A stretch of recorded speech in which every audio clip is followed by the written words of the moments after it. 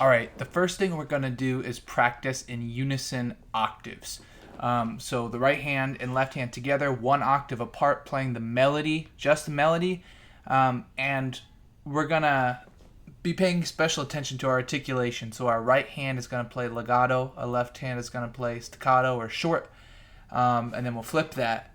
And this is going to make the next step a little easier, which is playing right hand loud, left hand soft, and the other way around. So I'll kind of go through all of those here for you.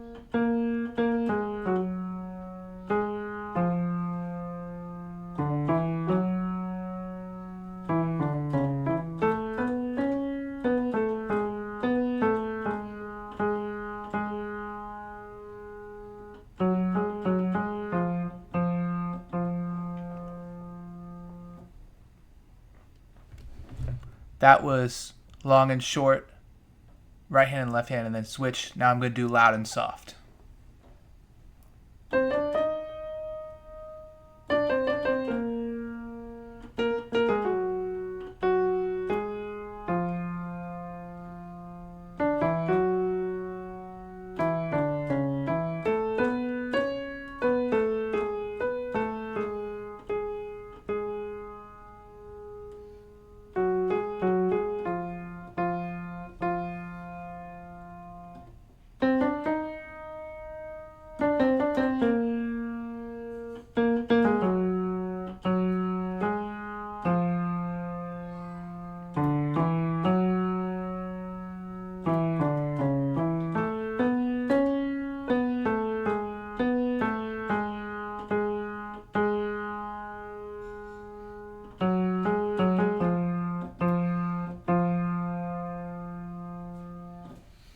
All right, that is step one.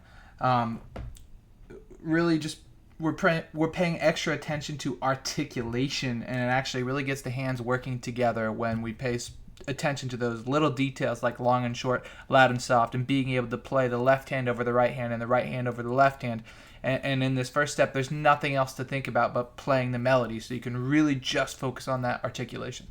All right, step two is to alternate the melody between the hands, but we're going to play it in the same octave. So you play one phrase in the right hand, one phrase in the left hand, but the goal is to maintain that melodic contour and make it sound like it's only played in one hand. And the only reason you know it's in two is because you can see on the overhead camera. So that's the goal. And then you can kind of mess around with when to switch your right and left hand. So you can even alternate every other note if you want. Kind of have fun with it. But just play the right hand and left hand alternating notes and phrases on this melody. I'll just give it one chorus.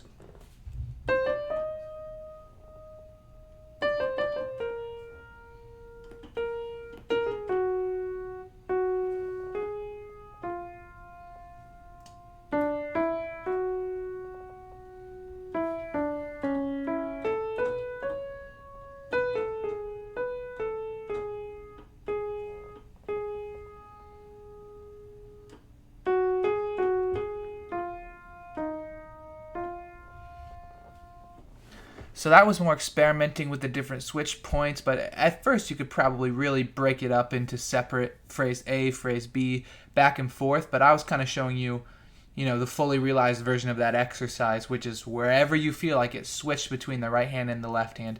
Have fun with it, make it sound like it's just one line. Listen back to it, and if it sounds choppy, then keep working at it until you can get those two hands working together. All right, step three is broken unison in octaves. So basically, we're going to lead with either the right hand or the left hand and then let the other hand catch up. Sometimes you can play in perfect unison. Sometimes the right hand can go in front. Sometimes the left hand can go in front. Sometimes you can land on the next melody note with one hand to push it forwards a little bit. I'll give you an example, but it's just playing the melody in octaves, right hand and left hand, in broken unison. Here's what that might sound like.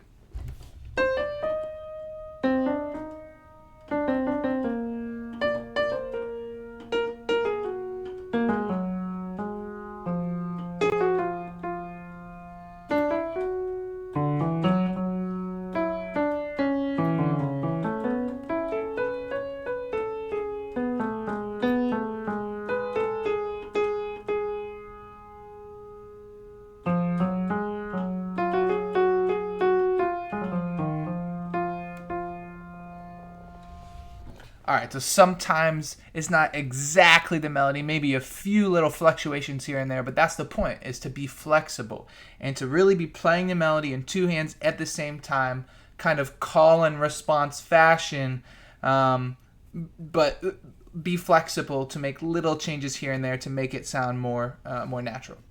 All right, step 4 here is to play the right hand alone, or not alone, right hand playing the melody and the left hand playing a single note line, and that left hand line should be based on feel. So now that you've been playing the melody with the left hand for so long, it should feel natural to kind of play single notes here and there that are not necessarily part of the melody, not necessarily in the same rhythm as the melody. They're more single notes. But you should be able to feel that out a little better now that your left hand is familiar with the melody. So let me play a little example of the right hand line with the left hand feel line. It could be a bass line, it could be chord tones, could be whatever, but the idea is to have kind of a call and response between that right and left hand, just two individual voices. And here's what that might sound like.